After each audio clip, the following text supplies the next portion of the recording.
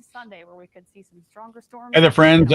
Waiting on the governor of Louisiana, Governor Landry, to start his press conference. Should be any moment now. Again, this is that same local affiliate for WWL over in the New Orleans area that we took most of our live stream from yesterday. They've stayed live and they're pretty consistent about it. And I like the local stuff better because a lot of times you get your news a little bit faster than from some of the nationals. They do have a national channel on above me in the studio, and I just saw across there that overnight hours through early tomorrow morning, though they are going to be. They are now stating, the FBI is now stating that the person, the driver of the vehicle, now they're saying that he worked alone. Remember how they said that they suspected 4 or 5 other people to be part of this terror plot? Now they're saying that he did work alone. I doubt that. I really do doubt that. I think that just like the FBI immediately coming out with their DEI hire yesterday saying that this was not terrorism, and we all knew that it was, and then they had to retract that because they knew that the American people weren't as stupid as they assumed they were. Now they're saying that, oh no, this is definitely not connected, because they don't want anybody to either panic or to start thinking in terms of danger. They want people to be blissfully ignorant and essentially stupid, thinking that they'll just go on about their lives and no harm, no foul. I don't like that approach. I think that if there's a reason to have people worried, let them worry. They're going to be more prepared. I know you're worried about them not spending as much money and not doing as much other stuff that would, help communities or whatever, or businesses. Let them make up their own mind. Some people are going to do whatever they want to do anyway, regardless of what you tell them. So let those who want to worry and be prepared and worry and take those precautions. Those who don't want to, okay, that's what this country is built on. Let us make our own decisions. I think the FBI coming out and stating again, Fox News is where I pulled this from. I think that them coming out and saying that this guy acted alone, and they emphatically know that 24 hours later, I don't think they know that. I mean, we've seen the FBI, we've seen the DEI people in place, we've seen the local FBI, and we know that's a DEI hire. You notice she had a nose ring earlier in her broadcast yesterday, which is against FBI policy, and later on she did not have the nose ring. They don't care. You know what I mean? They simply don't care. There's no discipline. It's run by a bunch of leftists, and their priorities are not what they should be. Their priorities are pleasing the general public as far as, look at us, we resemble America, even though they don't resemble America with their DEI overload in people. Same goes to the local New Orleans leadership. We all know that LaToya the Destroyer is an absolute idiot and a drunk. And the police chief, Fitzgerald, or Fitzpatrick, I think is her name, is a DEI transfer from Oakland. I don't know how she keeps getting a job, but she got fired from Oakland, and I don't know where else she's been fired from.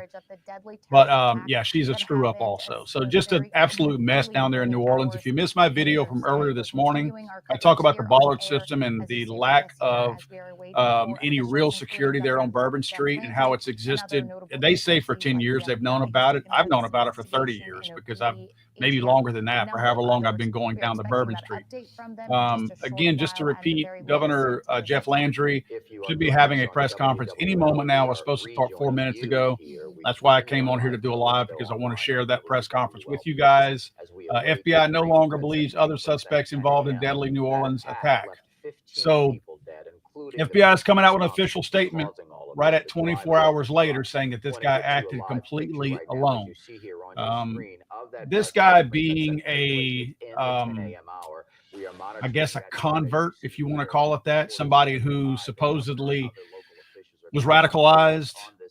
These people don't act alone. Somebody's wrong about this. 42 years old, U.S. born, from Texas, Army veteran, rented a Ford pickup truck. I think the similarities are too much to dismiss. Not saying there's a connection, but they're too much to just dismiss with the same 2 terrorists yesterday. Remember the truck that blew up, the cyber truck that blew up at the Trump Tower over there in our Trump Hotel in Vegas. Both of these vehicles, from the New Orleans terrorist attack and the Vegas terrorist attack, both of them were rented from the same app. That's possible. Both of them were stationed at Fort Bragg. Both of them worked for or were in the Army. And both of them decided that yesterday was the day that they were going to have their terror attack. That's three similarities. You get to a point where all three of those things by themselves would be a coincidence, right? You follow what I'm saying? If they'd both decided to do this on New Year's Day and they didn't have the other similarities, fine. But all these things stacking up, I don't feel that the Army connection is that big of a deal. And the reason why I say that is because you would have to imply that Fort Bragg was the problem. Like, and it may be. I don't know. I'm just saying the implication would be that these two guys had nothing to do with Fort Bragg being the same place they both went, other than if somebody there is the person or group of people who are radicalizing these guys and making them do these types of things, these types of terror attacks. So I don't think that one is as much of a big deal, but maybe renting, that might be something if you rent them from the same place. These organizations, these radical Islamists may have decided that this is the safest place for us to rent things, no questions asked, whatever. So that may be a preferred method. And then also you're looking at the fact that they chose New Year's Eve, which to my knowledge, I don't know that, New Year's Day. I don't know that New Year's Day has ever been hit with anything like this before. So it's very unusual they both chose that specific day. And that's what we know of. I mean, there was also a shooting up in Queens, New York, I believe, late last night where 11 people were shot. Just makes you wonder. Seems like there's some coincidences out there that aren't glaring, but more questions need to be asked by people who are smarter than me in those instances. So again, you draw your own conclusions. I'm still waiting for Jeff Landry, the governor of Louisiana, to start his press conference. It was supposed to have started 7 minutes ago. So we're waiting on that right now. As you guys know, the Sugar Bowl between Notre Dame and Georgia has been rescheduled for, and understand this, rescheduled for today, but 3 p.m. today. I know a lot of people were making the assumption that it was going to be a 7 or 8 o'clock p.m. game like yesterday's game was supposed to be. It is not. It's going to be a 3 p.m. game at the New Orleans Superdome. There is another college game, another bowl game, Ole Miss and Duke, I think, that play at 7 o'clock tonight. And I guess they didn't want to step on top of them by doing that. So they did schedule this Sugar Bowl for 3 p.m. today if you're a football fan. FBI searching Colorado home in Tesla explosion probe. So they're still looking at a lot of different things. Now, I got to say this in regard to the Tesla explosion in Vegas. That's a weird one because this guy was a special forces guy, not me saying that. They claim that. I know a lot of people throw that word special forces around like it's a big deal sometimes, and people really aren't special forces. From what I understand, this guy really was special forces and had been in the military for, I believe, 18 years and was actually an expert in the realm of explosives or whatever. So it seems a little bit odd that he would have chosen a cyber truck, knowing that that truck is the way it's made out of stainless steel. Seemed like he would have chose something a little bit easier, not picking on it, but maybe like a Ford F-150 that has aluminum siding to it. Seems like that would have been a better choice. Seems like he would have thought that was a better choice. And I believe if he were truly a special forces guy and he had a little bit of experience in explosives, maybe he would not have used what he used when that thing exploded. In other words, gasoline and it looked like some a can of kerosene or something like that laying down. I'm not even sure if that blew up, but it seems like he would have had something a little bit better than that. So again, I'm not sure.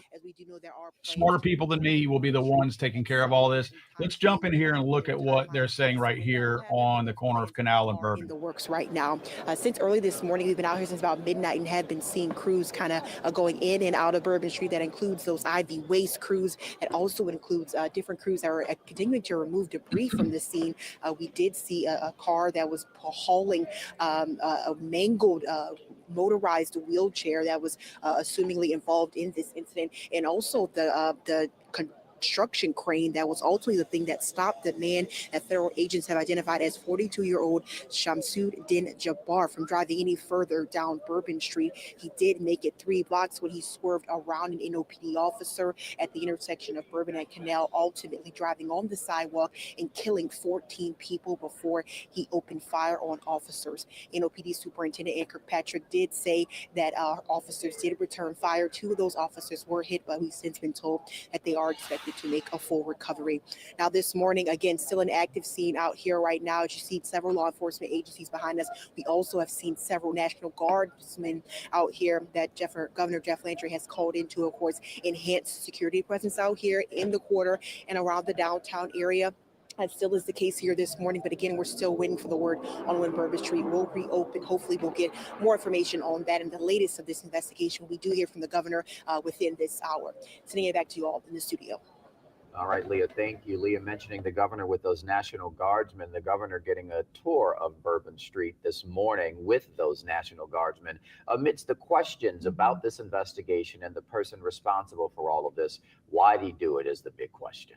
Yeah, that's something that we are still working to learn more about, but we have learned some of the details of his life, and we're still working to figure out if there is any connection to New Orleans, why this city was the one that was chosen.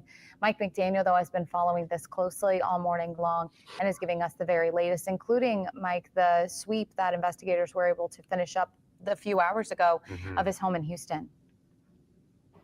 Yeah, and hopefully at that news conference from the governor here is starting in a few minutes, we'll get some answers to some of those questions you were talking about a possible connection to New Orleans, maybe why he chose New Orleans. So we're certainly going to be paying attention to what comes out of that. In regards to that raid that you were mentioning in Houston, the FBI over in the Houston area has now given the all clear when it comes to the search of that suspect's home and saying that there's no threat to residents in that area. I want to back up just a little bit before we get into details about the suspect's life. You were talking about the process of getting Bourbon Street cleaned up. We actually have a really good vantage point from where we are here at Dumaine and Bourbon in regards to how the street now looks versus what it did when we first got here. From what Leah's shot was showing a little bit earlier, we can see all the way down Bourbon right now. You don't see trash at all. That was not the case when we got out here extremely early this morning. Trash was still piled up along in the gutters as well as the sidewalks, just as Brandon mentioned, just frozen in time. And then the cleaning trucks kind of came through. They did 2 or 3 different sweeps through here with sweeper trucks, water trucks, as well as the trash trucks, just picking it all up. And it was interesting to watch just to see how quickly they were able to get everything cleared up. So let's talk about the suspect that this investigation is centered around. He is that 42-year-old identified as Shamsuddin Jabbar. Of course, he does have some military background, was in the U.S. Army. He was a graduate of the University of Georgia. According to an Army spokesman, Jabbar was a human resource specialist and information technology specialist from 2007 to 2015. He served in the Army Reserves. He was an IT specialist from 2015 to 2020. He even deployed to Afghanistan for most of 2009 and rose to the rank of staff sergeant by the end of service. We did speak to one of his fellow soldiers, Peter Heap, who took an IT class with Jabbar back in 2010 and says Jabbar was top of his class. From day one, you can tell that his knowledge in the IT field was better than everyone else's. I still thought that he was still a somewhat good guy. He was genuine. He was nice. I would not categorize him as being a Muslim extremist at that time when I knew him. Not at all. I think sometime between when I knew him and now, he got radicalized. Back out here, we have the camera zoomed in down Bourbon Street. We're about 9 blocks away from Canal, but you can see one of those military trucks that are that were brought in to be part of this deployment of the military personnel here in the state of Louisiana by the governor. Of course, the governor you mentioned was out here a little bit earlier. It's kind of touring the damage or touring Bourbon Street, getting an assessment of what's to come. Of course, we look forward to seeing what is going to come out of this news conference to hopefully, Bree, answer some of those questions that you were mentioning in regards to why he chose New Orleans, what connections he had to New Orleans, and of course, whether anyone else was involved in this terrorist attack. Live in the quarter, Mike McDaniel, WWL Louisiana, guys. All right, Mike, thank you so much. We're just a few moments away now from this press conference starting that we have stayed on air in order to bring you the very latest in this investigation into this terrorist attack here in New Orleans. As we mentioned, those officials are expected to give that update of the very latest and hopefully get some of those answers to the questions that, as Mike and we have been mentioning all morning long. Yeah, all morning long. Also, since yesterday, that press briefing is set up over at the Benson Tower across the street from the Superdome, where the Sugar Bowl is set to take place at 3 p.m. today. Governor Landry and other emergency officials and local leaders are expected to be there at that press conference to bring us the very latest on what we know there. As far as proximity is concerned, because we just had those two live shots from Mike McDaniel, also Leah McNeil. They represent the line of Bourbon Street that is closed off as we take a live look there at the press conference, waiting for officials to take the podium. And once they do, we will take this live.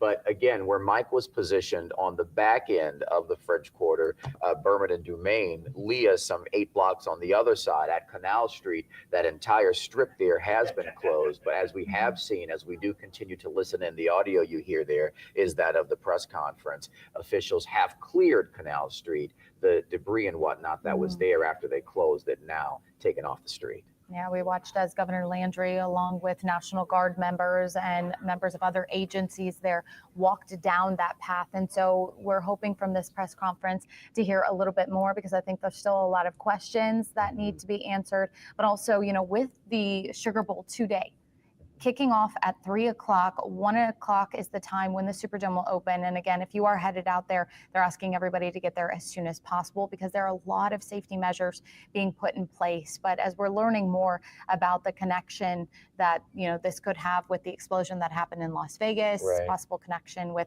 potentially another military veteran, there's so many other elements coming out nationally from this, that this is becoming such a large story, one that has already impacted us so severely here across our area. We're still waiting to hear about those who are in the hospital. We're still waiting to hear more about 8 victims who have yet to be identified. There are a lot of pieces to this puzzle. I think that people of New Orleans deserve answers to. And so hopefully, we'll get a little bit of that this morning, but that is why we've stayed on air with you for several hours. That's why we're cutting in here now at 10 o'clock, because we just want to help piece this together, because the families deserve that. The people of New Orleans deserve that.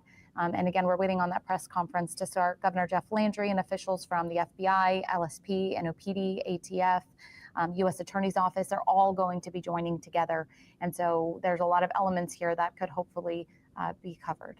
Because not only are there critical questions about the investigation and where it stands, there are also critical questions about security and the future, particularly when it comes to the crown jewel of New Orleans, but also as far as infrastructure and industry are concerned, the tourism industry. That's what drives the economic force of this city. And so with that, you do have a perception that you have to protect.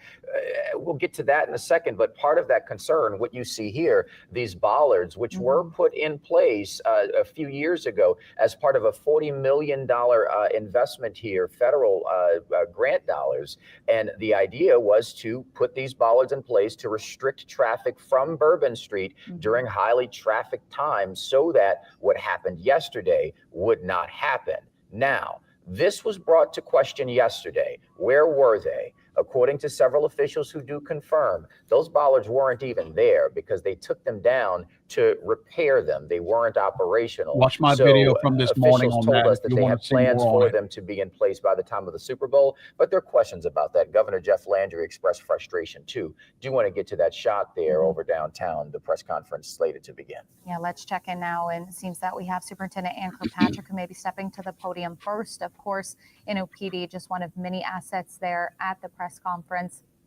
And we are waiting for them to step to the podium there so we can listen in.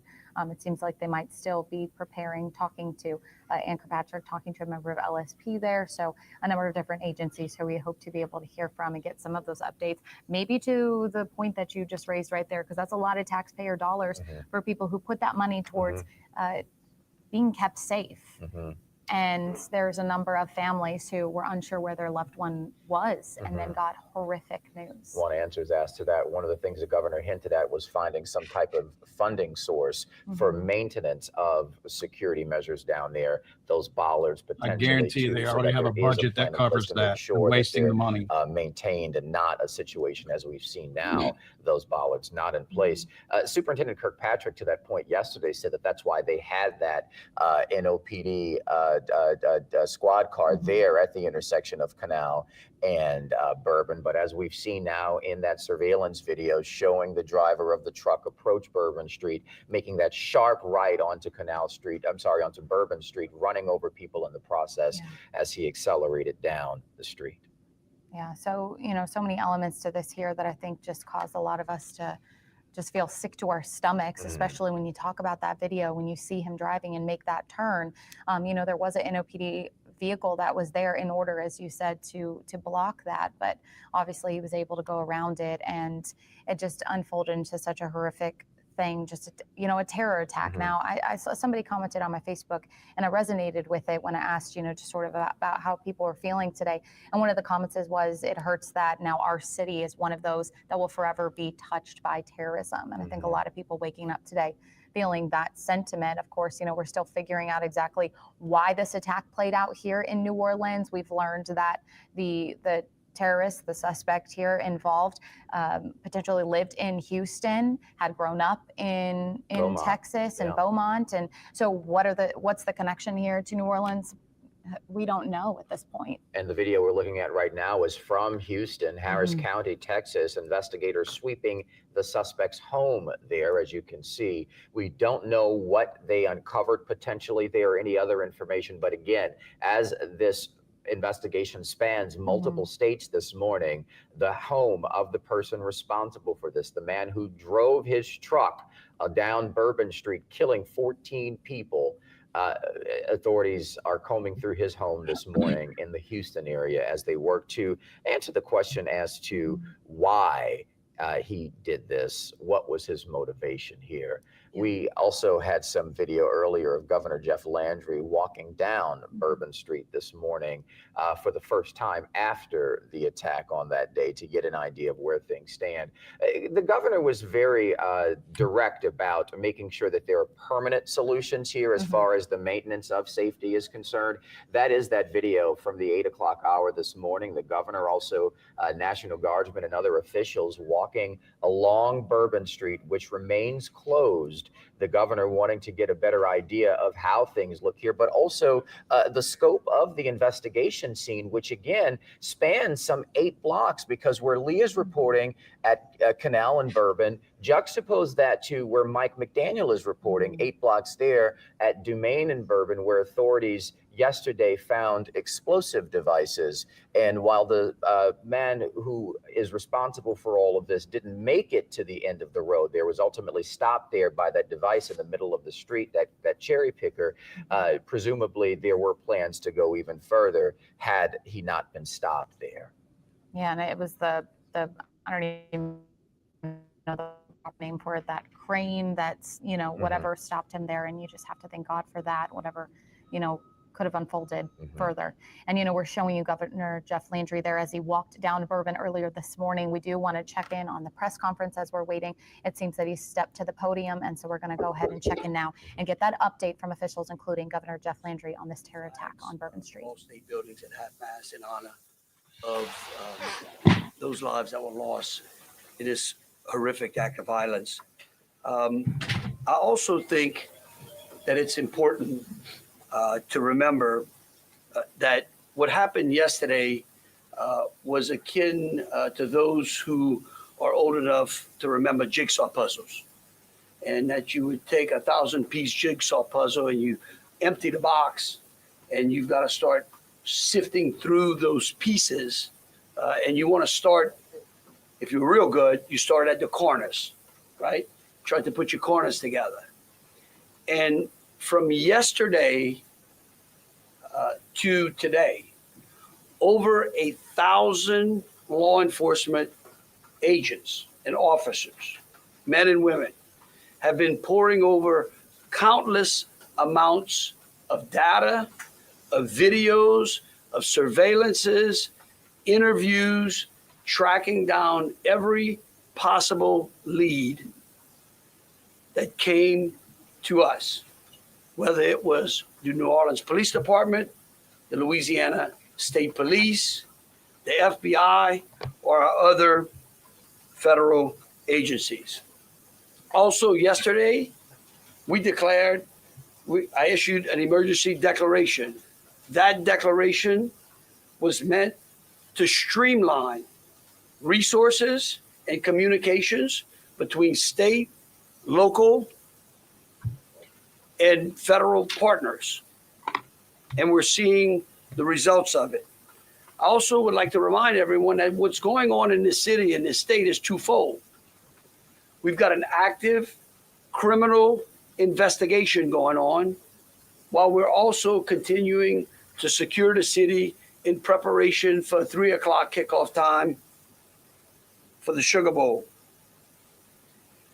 With that, I would also remind those who are in the city that as far as state resources are concerned, we have the Louisiana State Police, the Louisiana National Guard, which was part of that emergency declaration, which allowed us to put an entire MP company on the ground.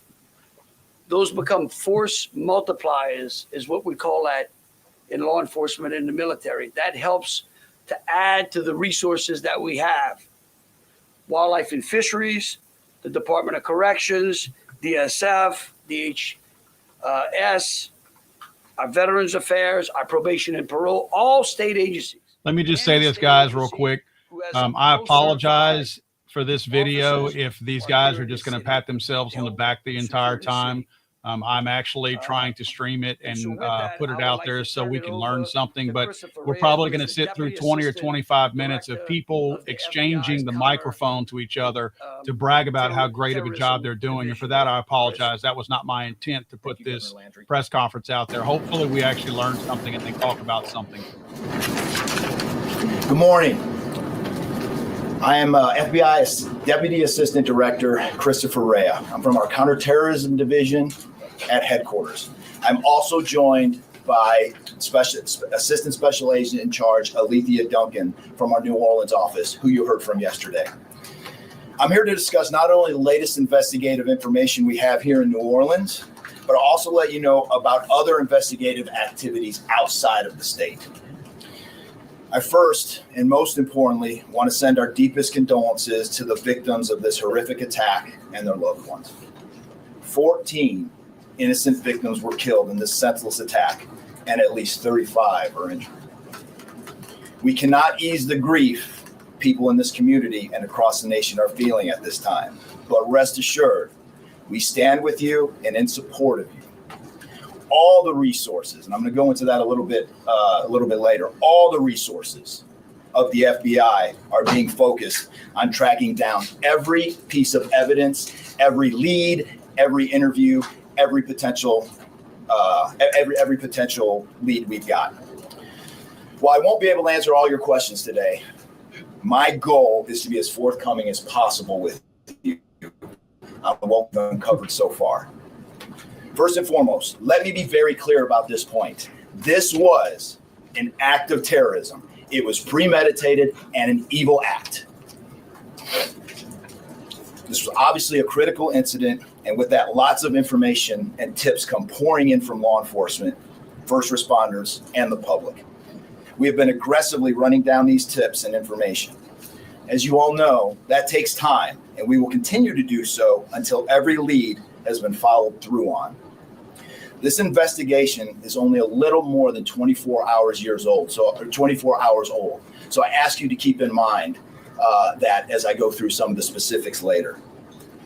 But at this point, currently, and this is another fact I want to be clear on, we do not assess at this point that anyone else involved in this attack except for Shamsuddin Jabbar, the subject you've already been briefed on. A little bit about what the FBI is doing. So we are surging people and assets to the area from across the region and across the nation. Special agents in multiple field offices across the country have been deployed and are assisting with potential aspects of this investigation and following up on every lead.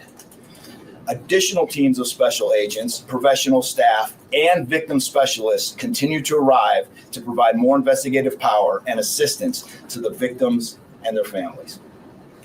We've also forward deployed a number of our critical incident response group assets, including members of our hostage rescue team, special agent bomb technicians, and crisis management coordinators. In addition, we have deployed more evidence response technicians to continue to process the various scenes that we have. So far, we have received just over 400 tips from the public, and that information is being followed up on both here in New Orleans and across the country. Some of the tips are here in New Orleans, and there are other tips in other states across the country that we are following up on. The FBI team and our law enforcement partners here are also reviewing hundreds of hours of surveillance and other video from both the French Quarter and other locations. As for timeline, at this point, investigators believe Jabbar picked up the rented F-150 in Houston, Texas on December 30th, then drove from Houston to New Orleans on the evening of the 31st, and he posted several videos to an online platform proclaiming his support for ISIS. There were 5 videos posted on Jabbar's Facebook account, which are time-stamped beginning at 1:29 a.m. and the last at 3:02 a.m.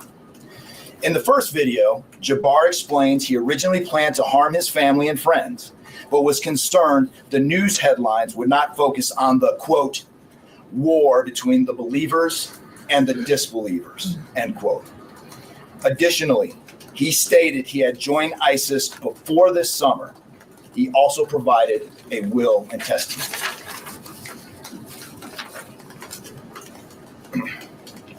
FBI and ATF. FBI, we have a couple different scenes at the location. We have released the scene at Bourbon Street. That scene has been released.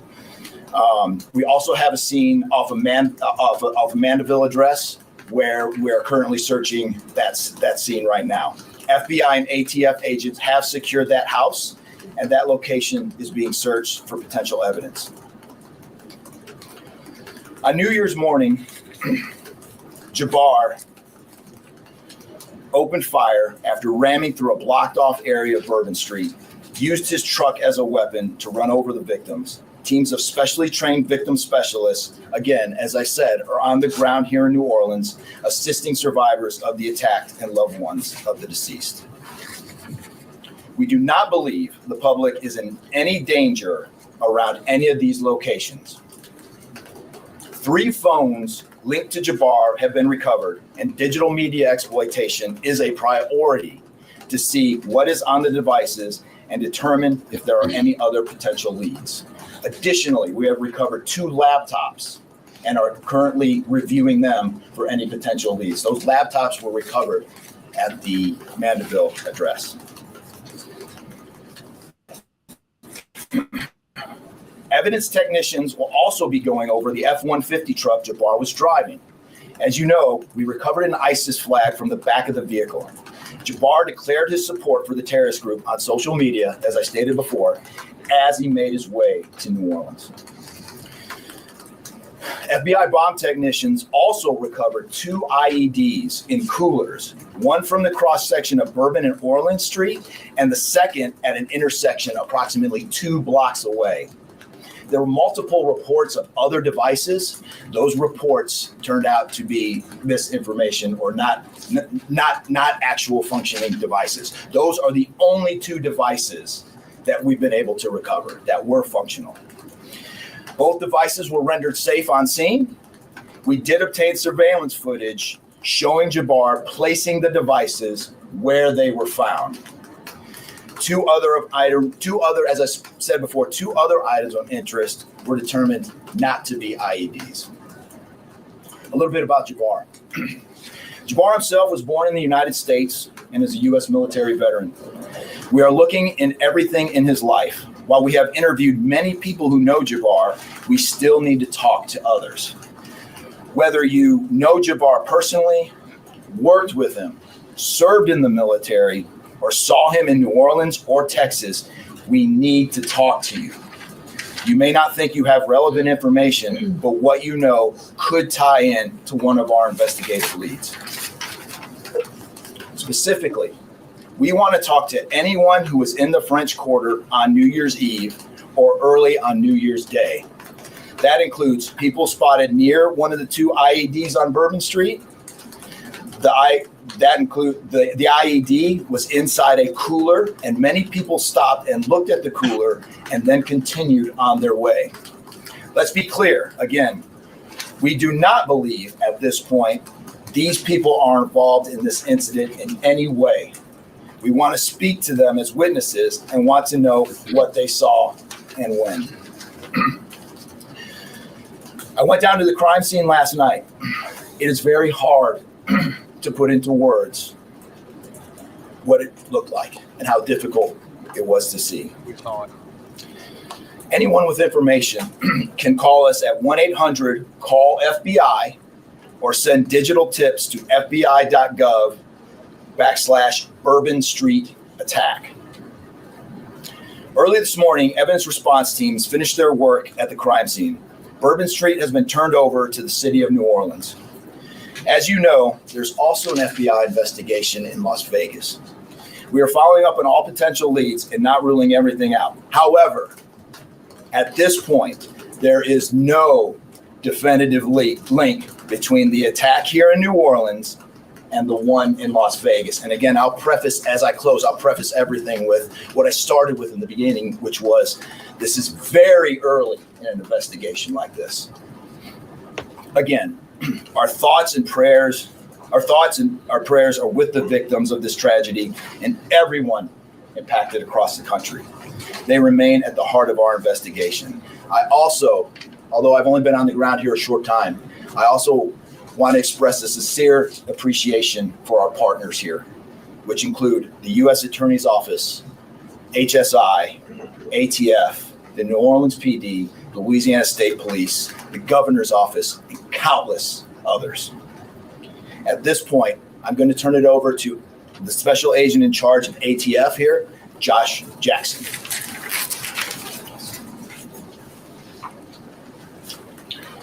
Hey, good afternoon. As stated, my name is Joshua Jackson. I am the special agent in charge for the ATF New Orleans Field Division. And ATF's primary mission is preventing, reducing, and solving violent crime throughout the United States and abroad. Solving part is the focus of this investigation. ATF resources that have been brought to bear to the city and to focus with our federal, state, and local partners have been our national response team. We spoke about the scene that's still being processed now. The national response team of ATF is a team of certified fire investigators, certified explosive specialists, fire engineers, electrical engineers. These folks will give us additional investigative leads to help the investigative team identify what happened at the location in Mandeville and identify how that fire started and move the investigation forward from there. Additional resources that ATF has brought to bear into the city. There's our ATF Special Response Team. This is a tactical team capable of handling any sort of enforcement operation. This team is deployed, on set, and ready for the Sugar Bowl today. This team is also made available to the Louisiana State Police and also New Orleans Police Department to assist with any efforts that they may have during this period. Additional resources, as the governor alluded to, he executed executive powers and had an emergency declared to where ATF was able to tap in to assist Emergency Support Function 13 resources. This allowed us to bring additional explosive detection canines so that we can safely sweep the city and safely sweep the Super Bowl in preparation for the game today. These resources will still be in the city as we lead up to the Super Bowl and through Mardi Gras. These type of ATF resources will be here. The last resources ATF has brought to bear. You're not telling us anything, right? There's our victim witness coordinators. These folks come in and they provide resources to the victims and their families care about this crap that have suffered greatly during this tragedy. The entire city hurts, but the victims and the family members are in need of resources and care long after this investigation wraps up. This time next year, it'll be hard for the families and friends who suffered during this event. So our victim witness coordinators are working with the FBI, the City of New Orleans coordinators to provide resources to these folks out here. And as we move forward, ATF will be committed. We will work with the investigative team moving this investigation forward, but also we'll be here to make sure the city is safe and prepared as we move into the Super Bowl. And with that, I'm going to turn it over to our mayor of this great city, New Orleans. Madam Mayor. I wonder if she's sobered up since yesterday. Thank you so much. She was ripped yesterday. Well, good morning once again. And I just want to just echo my thank yous to the unified command of our law enforcement partners and at every single level, federal, state, and governor. Governor, thank you for your partnership. Thank you. I also want to thank the residents and the visitors of the city of New Orleans. Guys, I'll keep this playing because I committed to playing their little press conference. The bald guy to the far right from the FBI is the only person that gave us any information. I will recap that information once these idiots stop circle jerking and stroking each other's backs and thanking everybody and justifying next year's budget by yapping their mouths like this. I just wanted to quickly apologize to you guys because I knew we were going to get mostly a bunch of BS. Look, they're actually talking about the victims here. I'd like to see this. And what that meant also for me in this city was that we were able to remove our victims, identify them, and notify their families. Real reverence. They mattered, the families matter, and matter to the city of New Orleans. In addition to that, I want to just thank again our federal partners in Washington, listening to my plea personally for the additional resources to allow for the scene to be cleared, and again, attending to our victims. I walked by each one and I did the sign of cross in my own way because reverence, again, is important. So while we have been able to have Bourbon Street returned back to the city of New Orleans, and the due diligence has been done, that then allowed me to give the go-ahead to begin the cleaning of Bourbon Street. That started happening in the morning about 2 a.m. It was completed before 8 a.m. this morning. But that has really set the tone, I would say, and with the confidence that I have in the law enforcement partners, all of the resources that have been activated, how we have made sure that safety continues to be our top priority, how our assets have been deployed strategically, again, for the safety and the protection of our visitors and our residents in the city. And because of that, the confidence is there to reopen Bourbon Street to the public prior to game time today. The first order will be to allow for vendors to come in and service the businesses. That's important in order for us to stand up activation, as you know, Governor. And so with that, I want to reassure the public that the city of New Orleans is not only ready for game day today, but we're ready to continue to host large-scale events in our city because we are built to host at every single turn. I want to, again, thank all of those who responded to the FBI's call for information and tips.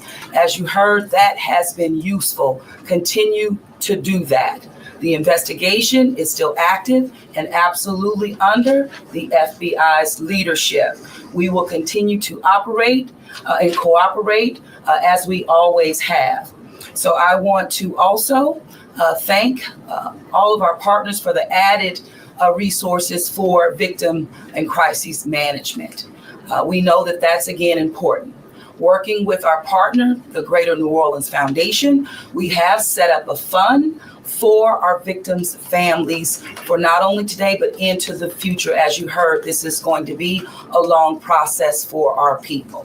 So with that, the city of New Orleans, and with all of my confidence, we are ready. And we could not get here again without the unified presence, support, and cooperation. We are stronger together. And I want to say again, thank you so much. Thank you, Governor. So once again, the governor would like me to reiterate that Bourbon Street will be prepared for full activation before game time today. We know 3 p.m., so we're working towards 2:30 p.m. But prior to game time, the kickoff, Bourbon Street will be restored. So we're hard at work now. Our teams are now, and of course, working with our business community to serve our public and serve our residents and our visitors alike. In closing, I want to rest people assured that right now in the city of New Orleans, there's an unprecedented amount of law enforcement resources that are being utilized to close out and to hunt down and to finalize this investigation. I want to thank the FBI and all of our federal partners for the amount of resources they have poured into the city. This type of event can happen in any city. And that's the tragedy of it. And I think it's important for people to understand that to protect our citizens in America from evil, you have to crush it. You can't go out there and placate it. You can't go out there and say, oh, I'm going to put this in place and that in place and hope that evil doesn't show up on your doorstep, because it will. You have to crush it. And that's what we're going to do here. We're going to put it all behind us. We're going to continue to keep the victims, those that are in the hospital, either fighting for their lives or trying to recover, in our thoughts and in our prayers. But you know, this morning, and I don't want to single out just one news source, but I just happened to turn on Fox and Friends, and that was a young man who was interviewed, who was actually on Bourbon Street during this horrific act of terrorism. And they closed out by asking him, what now? And I think he sums it up. He said, look, we can't live in fear, because fear will paralyze us. He said, we come down to the city to enjoy ourselves and to entertain ourselves and to be with our friends and with our families, because that's who we are. Louisiana invented hospitality. The people in this city care for each other. And believe you me, we care about each one of the lives that were lost in the city of that. We will never forget them. But it would be a tragedy if we let their losses be snuffed out because of fear. This city will be back. We'll be open to family and friends and loved ones who want some time to relax from the pressures of life. And so today, we're going to have us a sugar bowl. We're going to enjoy ourselves. We're going to keep those, again, who have lost loved ones in mind. And we're going to get on to the business of this city and this great country. With that, I'll take any questions. Governor, this is for you and the assistant director. The message has really changed since yesterday. Yesterday, the FBI said that people should be vigilant, that he did not act alone, that he likely had help. And now you're coming out the very next day and saying he was a lone wolf, everything is safe, the game moves on, everybody had a good time. How can you be so sure just 12 hours later? Well, we're going to bring him up. All right, but here's what I want to remind everyone. Like I was a deputy sheriff. Right, I worked in a jail. I worked on the street. I worked on the interstate. I served warrants. I can tell you. Look, in today's world, I get it. Information, we get information like that.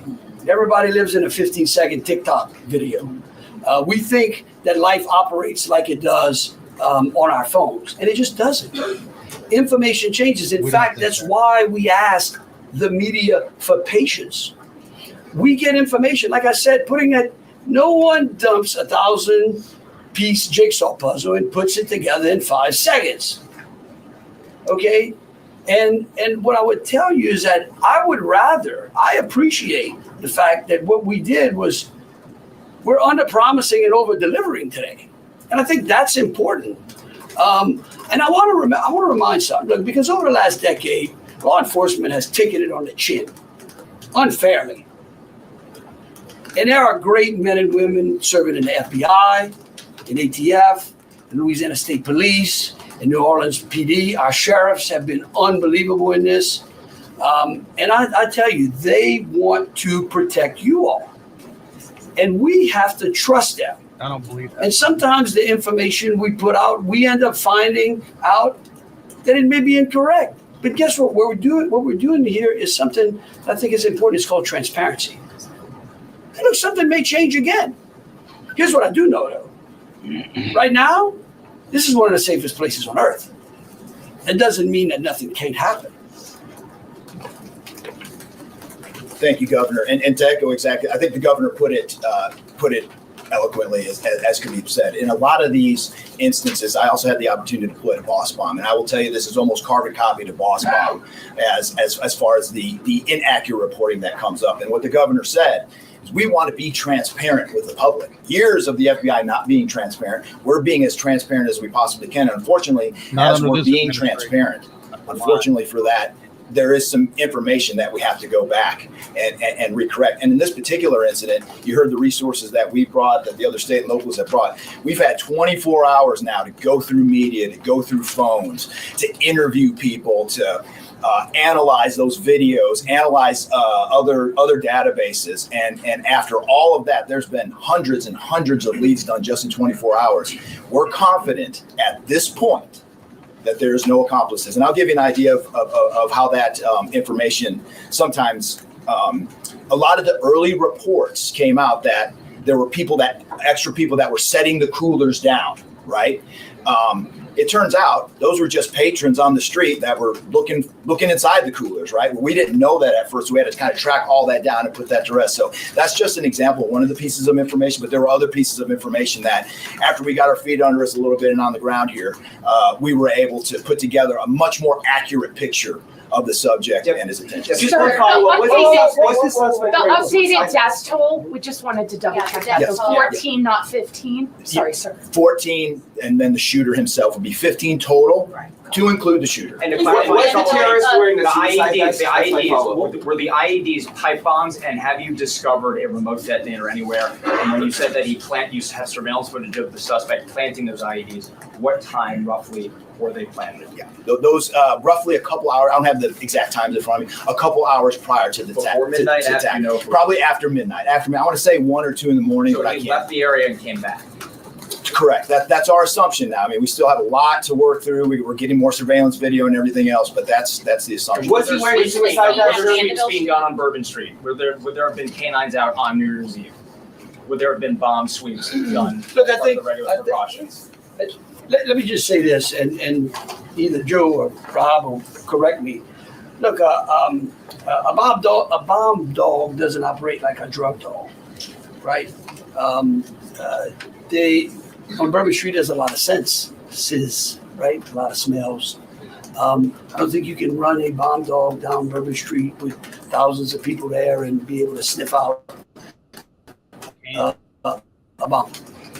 What we've been doing, what they have been doing, is certainly a complete sweep of the quarter because of the limited amount of traffic that's been out there. Let me just say this. I think this may help. It would be my hope that as some additional time goes through, maybe closer to maybe the beginning of next week, we will, if we've got it to what extent buttoned up as we could, I would work with the FBI and the city, and maybe we can come up with a timeline to be able to get you those information, kind of walk everyone through from day one through. I think it's extremely premature, and you're really putting us on some speculative grounds to ask some of those questions. Because again, It's only been 24 hours. I mean, can you imagine how far we've come in 24 Y'all hours? said there was statement. Was he wearing What is being done to make Bourbon Street safer tonight than it was New Year's Eve? Are temporary bollards being brought in to block off the street, and why weren't those used on New Year's Eve? Well, look, here's what I'm going to say. Every time some bad guy does something like this, there's what we call an after-action review. Because again,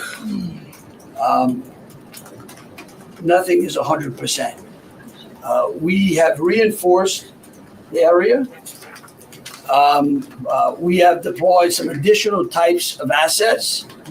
I personally think it's up to the city or other. I don't like to give specifics because I don't like to tell the enemy what we got.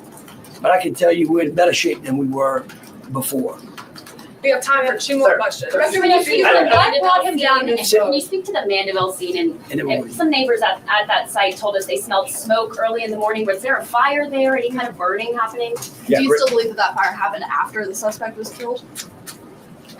That's correct. Yeah, I'll move to 18. I do want to address the suicide vest question. I want to kill that one right away. Okay. There was no evidence that the subject was wearing a suicide vest at all. So I will turn the Mandeville stuff over to ATI.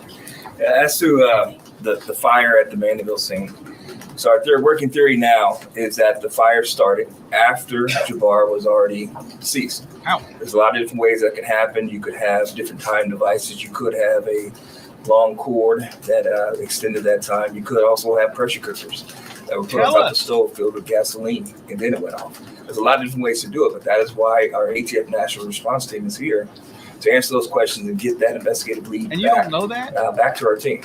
So more to come on that. We're still processing that scene. We're out there right now. Are you able to What a became dumbass. radicalized over all of this time? What brought him to Bourbon Street? Do we understand was there any international travel involved? What led him down this path to the sort of radicalization? Sure, a lot of questions we're still asking ourselves. We know that he specifically picked out Bourbon Street. Not quite sure why. I mean, I think one can assume that it was lots of people New Year's Eve, with a target for an attack. That's the stuff in the coming days as far as that path to radicalization that we're really going to be digging into and making a priority of. So what I can tell you right now is that he was 100% inspired by ISIS. And so we're digging through more of the social media, more interviews, working with some of our other partners to ascertain just how to ascertain a little bit more about that connection. Right there. You've had your hand up for a while. Sorry. Thank you. I appreciate it. It's actually for Special Agent Ryan. Sir, I prefer those. I'm in order to reassure people, would you be able to explain the analysis and evidence that has led to this most recent understanding that he was a lone actor and that there is at this point, at least from your understanding, no further danger to the public? Sure. I think a lot of that, multiple interviews, the hundreds of interviews that we've conducted so far, the social media review that we've done of his accounts, by my count now, the 5 devices we have, the 3 cell phones and the 2 laptops, been able to initially triage or go through that. And there is just nothing to indicate through call records, through anything on those devices, through interviews, through anything in our systems that he was aided in this attack by anybody. They kind of have to get it, like the governor said. This is 24 hours into it, and that could change. But right now, we've got a much better picture and much more confidence on what we were dealing with than we were just 24 hours ago. Thank y'all so very much. Again, we are going to try to get y'all as much information as possible. So any additional information we put out through press releases. Thank you so very much. Moving forward, are we going to be making Bourbon Street pedestrian only? Or are we going to be allowing cars to drive on it?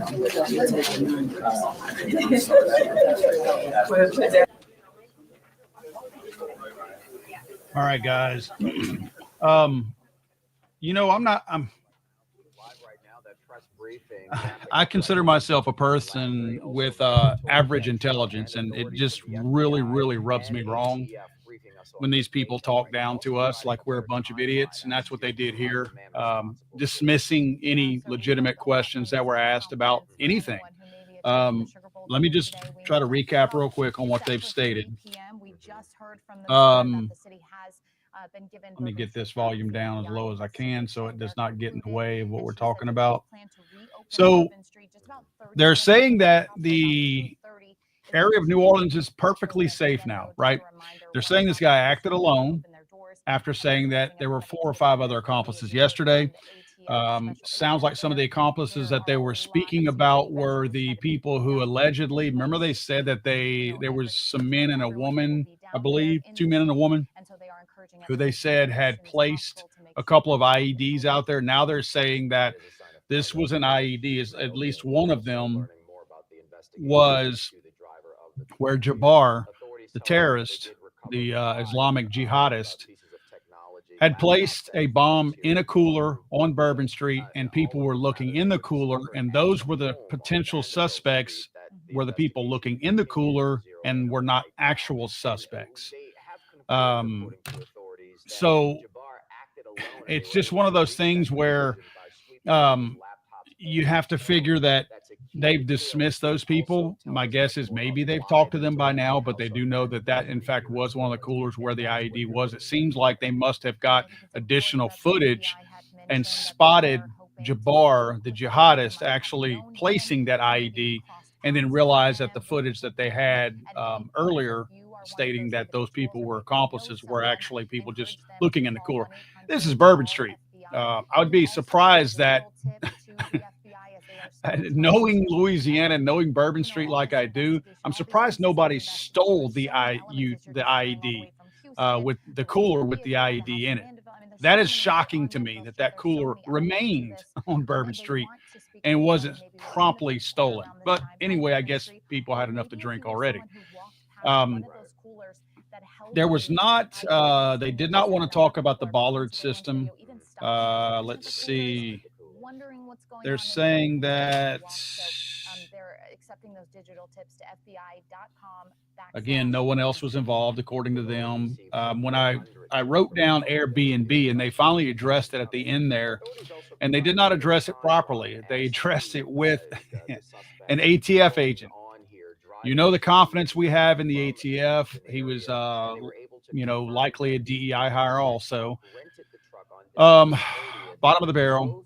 This guy said that the fire was likely started. If you'll remember the fire on, I forget what street it was, but St. Rock, right around the corner, that it was an Airbnb and there was a fire that was started yesterday. They say the ATF agent said that the fire was started after this guy was already killed, right? But they're saying he acted alone. Whenever he was quizzed on that, well, if the fire started after the guy was already shot and killed on Bourbon Street, then how do you know that the guy acted alone? They don't know. They have control of the home. He mentioned that there were multiple ways it could have happened. He mentioned a long cord. I don't know what a long cord means. And he mentioned a possible pressure cooker. Well, wait a minute. You guys as a group just determined that New Orleans was safe again. But you're also telling me you don't know how that fire got started, that it could have been a pressure cooker, which means a bomb like the Boston Marathon bombers, or a long cord, whatever that is. You're telling me you don't know how this fire got started, but New Orleans is safe again. Make that make sense to me. I don't think he knew the answer. How do they not know the answer? They've had this home for 24 hours in their possession. They have been in and out of that home for 24 hours, whatever. And the fire was not a bad fire. So it's not like the place burnt down and they don't have the evidence. It was a minor fire that got put out like in short time. So there's no major damage. So they know what caused the fire. At least we would know if we went in there and spent 20, 30 minutes in there, how this fire got started. And he doesn't know. So it tells me, again, we're dealing with incompetence. ATF employee, duh. You know, do we honestly really need to say, can I see this guy's qualifications? We know what the qualifications are. It's a one-page recommendation from some idiot, and then the guy got hired. So let's see. I didn't know this earlier. They did say 3 cell phones and 2 laptops were recovered. Here we go again with the multiple cell phones. You know, we're always led to believe that with Thomas Crooks, multiple cell phones, with the Trump shooter in Florida, multiple cell phones. Now this guy, multiple cell phones. But we're expected to believe that that's just perfectly normal. 3 cell phones this guy had. A radicalized jihadist, Islamic jihadist, 3 cell phones. This is really weird that all of the people who are conducting these types of crimes all seem to have one thing in common, which is multiple cell phones, but yet we're never supposed to question who they're talking to on these cell phones. We never hear about anything on these cell phones. We don't even hear somebody saying these were old cell phones that didn't work anymore that he carried around because they were family heirlooms and he just loved the phones. We don't even hear that, which we would know that was a lie, of course. We don't even hear them making up lies about these cell phones. We just hear them simply saying, oh, he had multiple cell phones. Outside of work requirements, and it's important that I say that because anytime I say this, people always comment, oh, I have an extra phone for work. Outside of work requirements. Who has multiple cell phones? Everything I need is right here in my cell phone. You think I want 2? I've got enough trouble keeping up with 1. Why would I want 2? And in this case, why would I want 3? Unless those other ones were for some other reason. Now, another thing that they stated is that this guy was planning on a terrorist attack on his own family initially. That was his initial thing. He intended to kill his own family off because they were, quote, non-believers. Any of you guys that know anything about radical Islam, and it's important that you listen to me and you understand what I'm saying, I am using the word radical in front of Islam. There are 2 ways to celebrate or practice the Islamic religion, or whatever you want to call it. Some people think it's a massive cult, but you are either orthodox or you are unorthodox. If you're orthodox and you truly are trying to live by the law of the Quran is not expected to be lived or practiced in a way that you interpret it. It's only supposed to be by the way it was written. In other words, people interpret the Bible and they live their lives accordingly. In other words, let's take a phrase from the Bible, an eye for an eye. Well, people are saying, well, in today's world, you interpret that a certain way. Old Testament type stuff. They're saying, oh, no, we don't really mean you take another guy's eye if they take your eye. If it's written like that in the Quran, and you are an Orthodox Muslim, when it says an eye for an eye, you take that eye if somebody takes your eye. It's meant to be followed exactly like it's written. So when these people are true Orthodox, that's where you get into your radicals, because that's where they condone violence, lying, and a bunch of other things in their, quote, holy book. That's what this guy apparently was. Well, apparently his family, rightfully so, disagreed with him and how he intended to live his life as a radical Islamist, and he was going to kill them as a result, which, by the way, is acceptable in the Islamic religion if you are an Orthodox Muslim. Understand what I'm saying? Those of you that might be Muslims out there and that are, quote, peaceful Muslims, you're not living an Orthodox Muslim lifestyle. I'm not saying that's wrong. I'm glad that you're not living it the way it's written, but you're not living it the way they intended. Their strict rules are that you live it by the way it is. So their whole jihadi thing about killing the non-believers, that's, if you notice, that's the wording he used, that his intention was to take out his family because they were, quote, non-believers. That is a term often used by Orthodox Muslims to talk about us, people who won't convert or agree to be died or killed or beheaded, right? So very important. You have to understand, if you're scraping the surface of Islam, it's not like comparing Catholic and Baptist, and I'm no particular reason for choosing those two. but Catholic and Baptist, these people, it's not the same. It is simply not the same. You have to understand that it's not like Catholic, Baptist, Muslim, Jewish. That's not how it works. There's a massive difference in how these people live their lives in that particular culture. It is a culture. It is more than a religion. It's an ideology. It's the way they live and the way they think you should live. They don't think that you should have the choice to choose your own. They think that when you have not chosen their ideology, that something is wrong with you, and you either should convert, pay a tax to them to continue to live, or be beheaded. Think I'm wrong? Go get a book and do some honest reading about it. That's where this guy was. This guy had been radicalized. If you heard earlier, they were talking to, I believe, the guy who was in charge of him with the army, and he said this guy was a super nice guy. I never would have guessed that he would have been a radical Islamist. Well, the guy hadn't been converted yet. Apparently, he's been spending a lot of time at a mosque. If you noticed, I don't know if you guys are aware of this, but a letter came out from the mosque that he was staying at or going to in the Houston, Texas area. And it was a letter that was very clear that it said this, and at the very end of it, it says, if the FBI or anybody else comes to you, don't talk to them. Contact CARE, which is that radical Islamic organization out there. So even his own mosque that he went to in Houston is on the defensive right now, telling people don't talk to authorities. So these people operate differently. So understand when I say this, I'm not casting aspersions on every single Muslim out there, but I know very well what I'm talking about. And I know that there are radical Islamists out there. So it's important that we understand this guy was a radical Islamist, jihadist, and he was happy to die at the hands of all this. Now, I say all that because they were claiming he was going to kill his family, but they said in the news conference that the attack wasn't going to, the media wouldn't focus on non-believers and the problems with non-believers if he just attacked his family and killed them. This was the FBI guy that was just on that stated this. Again, it's important you understand this. He was going to carry out his attack not on Bourbon Street, but on his family, but instead chose to go to Bourbon Street and do it because he didn't feel like if he killed just his family, the media would display this properly as outrage from him against non-believers of the radical Islamist religion. So really important that we understand that was not his original target. That was the biggest thing that I took from this news conference, is that this was not his primary target, his first target.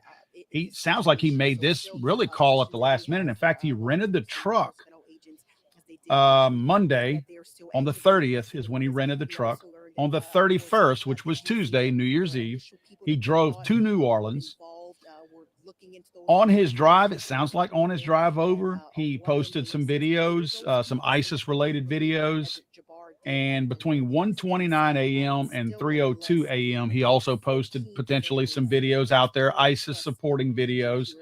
And during that time, after midnight and between midnight and 3 a.m., somewhere in that time frame is when he planted the IEDs on Bourbon Street, left Bourbon Street, went back, got his vehicle, came back to Bourbon Street in the vehicle, and that's when he drove down Bourbon Street and killed 14 people, injured another 30. So that's where we're at right now. I wish I knew more, but this press conference was a massive circle jerk, and they are only letting little pieces of this come out while they claim to be transparent. It sounds like ultimately what happened is they claim that there's hundreds, I think 300 law enforcement officers down there. They also have no telling how many taxpayer-funded ATF agents and FBI agents down there that flew in. We have all these people down there, but they're saying New Orleans is safe and it's perfectly fine to have the Sugar Bowl today. And if it is, great. That's awesome. But they have so many holes in their story. They really don't know what's going on. They're pretty sure this guy acted alone, even though they said yesterday emphatically that he was working with 4 or 5 other people. But yet they postponed the Sugar Bowl to 3 o'clock today, and they rushed to get Bourbon Street back open, which was a crime scene. How many times have you seen a crime scene cleaned up in 24 hours and opened back to the public? You never see that. So they've opened the crime scene back up, and they're going to have the Sugar Bowl. This sounds like it's about money to me, and I understand there's a lot of money to be lost. I do feel sorry for all of those people, the bar owners on Bourbon Street. I totally feel sorry for them. The whole day that they missed out on stuff yesterday, and they're going to miss out on it today because a lot of people are not going to go back down Bourbon Street tonight before and after the game. Granted, a lot will. They're going to make a lot of money before and after this game. But clearly, this was a coordinated effort to have the the Sugar Bowl pushed to today, and the rush to reopen the crime scene, which is Bourbon Street, to allow those people to go ahead and make their money from the revelers going up and down Bourbon Street. Again, I fully support the bar owners, and I'm glad they're actually going to make some money. But I wonder if it's not at the expense of safety at this point, because I do not trust the FBI. I certainly don't trust the ATF. I think there are some competent people with the FBI. I've spoken to some, and they seem to be in fact, the guy they talked to here seemed competent, one of the most competent people in the room. But I don't trust them. They've been led by DEI leadership, and they've been led by Christopher Wray, who is very, very, very, very political. So I don't trust these people. So I do hope and pray for the people of New Orleans, and certainly the fans of Notre Dame and Georgia who were there for the Sugar Bowl. I pray that nothing happens. I pray that everybody is safe. I hope the place is as safe as they claim that it is. But it sounds like the almighty dollar is rushing things right now to get these bars open and to get the Sugar Bowl back. I do think the Sugar Bowl is going to be a safe place. I think the Superdome ain't relying on FBI, ATF, local law enforcement from the New Orleans Police Department to open up. They have private security there. I have confidence in them. I've seen them in action. I know how they work. Superdome is likely, if you are in the Superdome, you will probably be perfectly safe at the Sugar Bowl today. It's getting there. And it's the parking garage that I worry about. These are some areas that I think are more of concern, that apparently they think everything is safe and it's okay to continue on.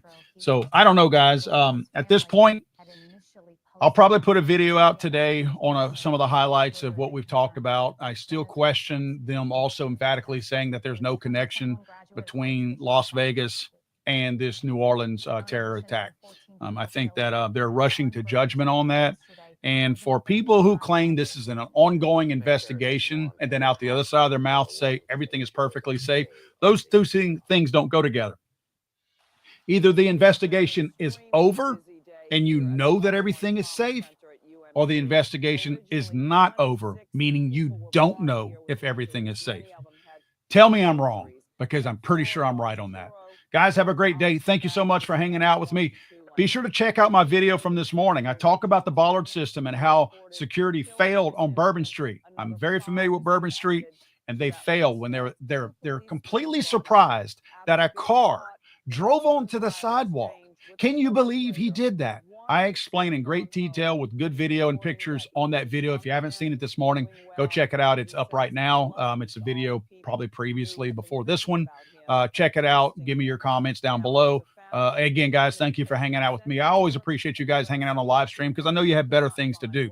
Please have a safe 2025, guys. One thing I can leave you with: you are your own first responder. You guys know that. Those of you that are here know this. I'm not telling you something you don't already know. I just have to remind everybody, we are our own first responders. Our families and our friends and our communities are relying on us to keep them safe. All the pieces were in place. Hundreds of law enforcement were in place, and this still happened in New Orleans. These people are reactionary. They don't stop the event from happening. They react to the event. We are the tip of the spear, guys. Head on a swivel, carry a gun.